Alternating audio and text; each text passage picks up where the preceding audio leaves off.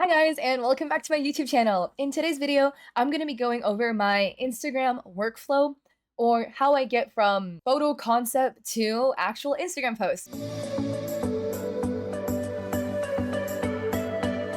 I'm going to try to walk you through my Instagram photo creation, post creation process as best as we can. So, first and foremost, photo taking. I always pretty much take photos of myself using a tripod and a Bluetooth self timer clicker. If you don't know what those self timer clickers are, it basically is a little handheld shutter button that is connected to your phone through Bluetooth, and you can hold it in your hand and press the button on the tab, and that will just take the photo for you as if you press the shutter button on your phone. I find that this thing is super helpful for when it comes to taking self timer photos, because that way I don't have to set the timer and then run to pose and then wait for the timer to go up, or think that it took the pic and then run back to check. I can just hold it in my hand and just hide that hand in a pocket or something, and then just press the shutter button to take photos. So if you notice, in a lot of my photos you can only see one of my hands. You can rarely see both hands. It's because I'm holding the shutter button in one hand, so I don't want you to see it, obviously, so I try to conceal it as naturally as I possibly can. But yeah, so a lot of times I just kind of drive to public spaces, hope that no one judges me, set up my tripod, and take photos of myself. So I should have filmed a video, but today I went to go get boba, and I went to Daiso. So in the parking lot, I just took a couple photos, actually 100, and I took off my hoodie at some point so you can see my t-shirt underneath. And I changed the angle of the tripod, so hopefully it looks like a different set of photos, but we'll see them in a little bit. So we get the photos. Now, once we're done taking the photos, you're probably gonna have a couple hundred photos if you're like me at all, and we're gonna have to go through and pick the best ones, and this can take forever. The way I do this is I do a first pass through my photos and delete anything that I just straight up do not like. And I'll keep about maybe 30 to 50% of the photos that I'm comfortable with. And then once I'm done with that, I will go through and do a second pass on the photos. So I kind of have attachment or issues. So I'll just go and favor the photos that I like, just because I'm I don't know if I don't like the ones that I don't necessarily favorite. Maybe I'll grow to like them later, which sometimes happens. So I'll go through all of my photos, favorite the ones I like, and then go look at my favorites and see how do I feel about these photos. If I'm not quite feeling it, I'll go back and look at the photo set and see if there's any other ones I like and pick from there.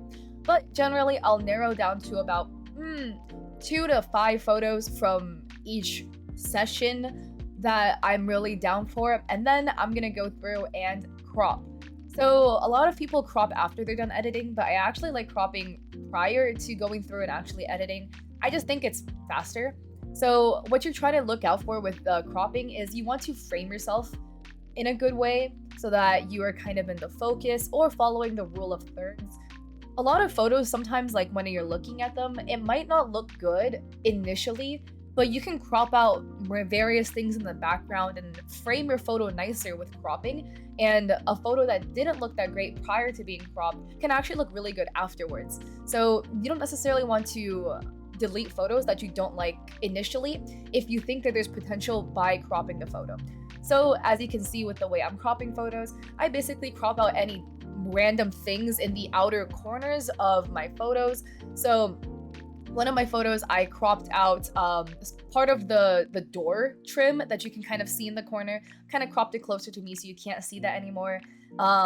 In another one, I'm trying to crop out there's a there is a sloped fence or wall behind me, and there's a smidge of green in the top right corner of the trees that were behind the fence. And again, those types of little things in the corners are visual distractions, so I try to crop them out or edit them out as best as possible because I want you to look at me.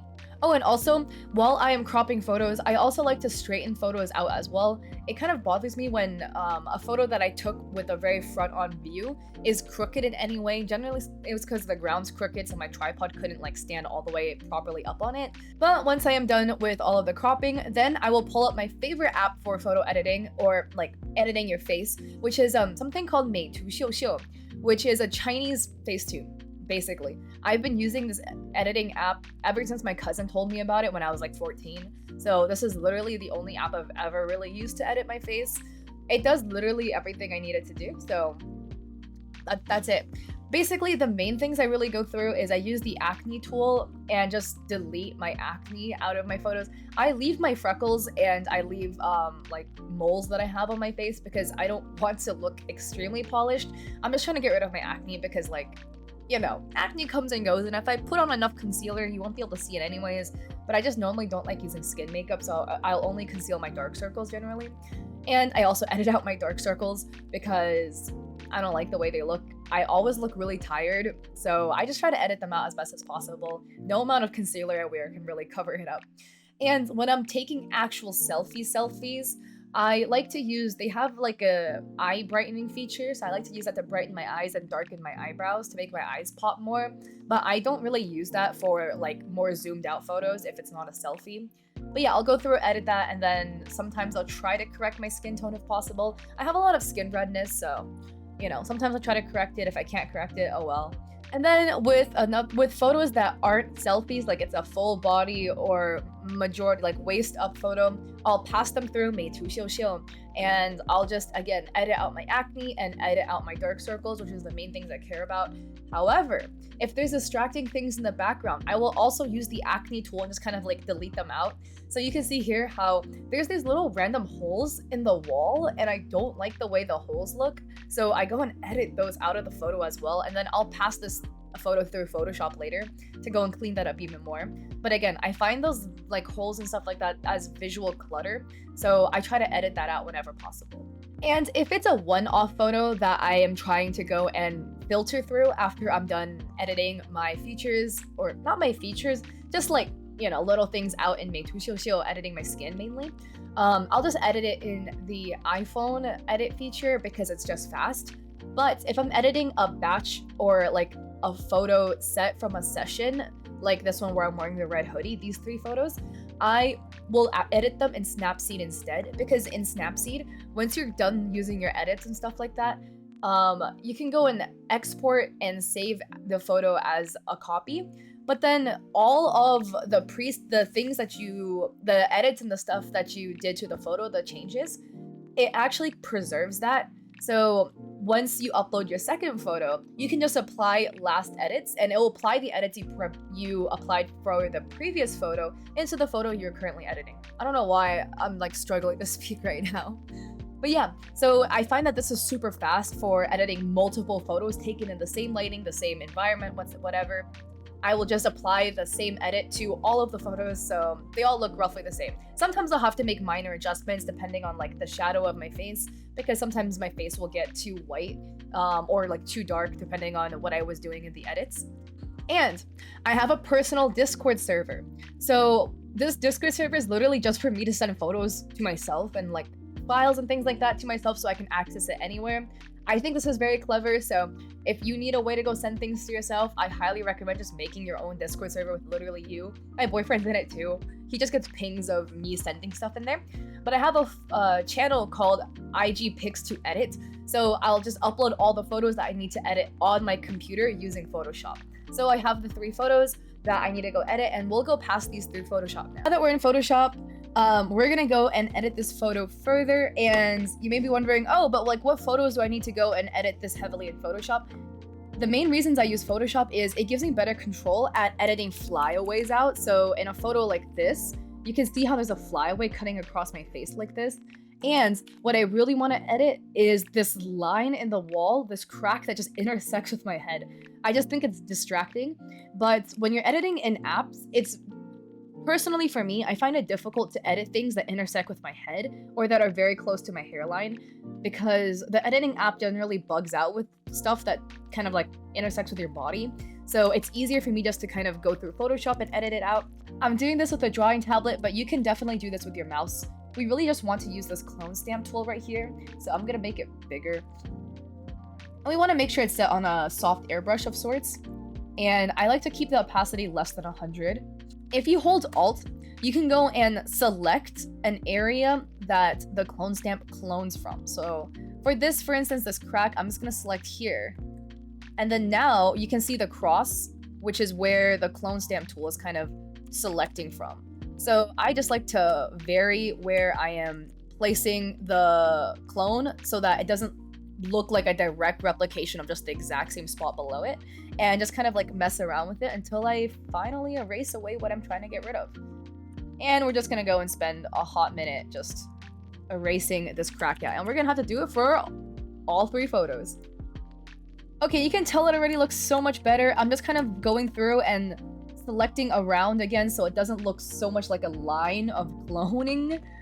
And I'm so much happier with the way this looks. Let's compare it to this photo where you can see that crack. Oh yeah, I like it so much better without it. It's less distracting. And then again, same thing with getting rid of flyaways here. We're just gonna use the clone stamp tool again. We're just gonna make it much smaller, and it's a little bit more difficult to clone stamp on your face, but you just kind of wanna, just because like if it's blended wrong, there's really no forgiveness. It just kind of looks weird. We're just gonna go and kind of select from our skin and just kind of erase the flyaway as best as we possibly can.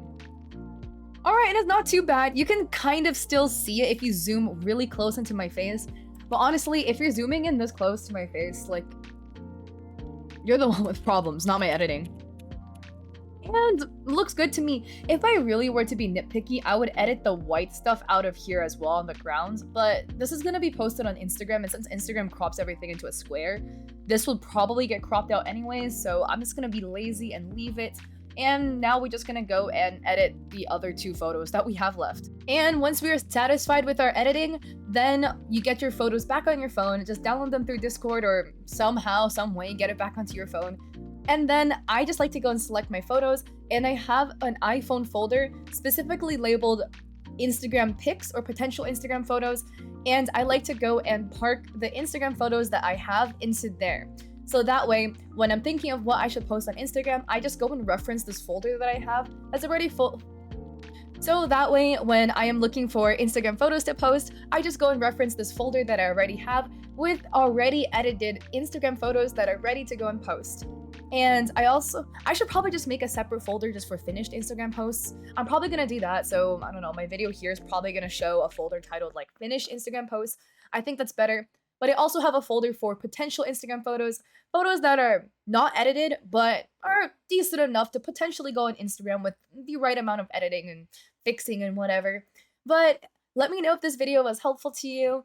I think that I've gotten my Instagram workflow nailed down good enough to where it's relatively fast, but if you have any other tips or things that the ways that you do your Instagram workflow, please comment down below. I'd appreciate it so much if you like and subscribe. If you do, the Instagram gods will bless your account and give you lots of likes and exposure to your account. Don't quote me on that. And if you like me, I hope to catch you in potentially one of my live streams. I do stream 4 days a week, or to catch you in another video. Peace.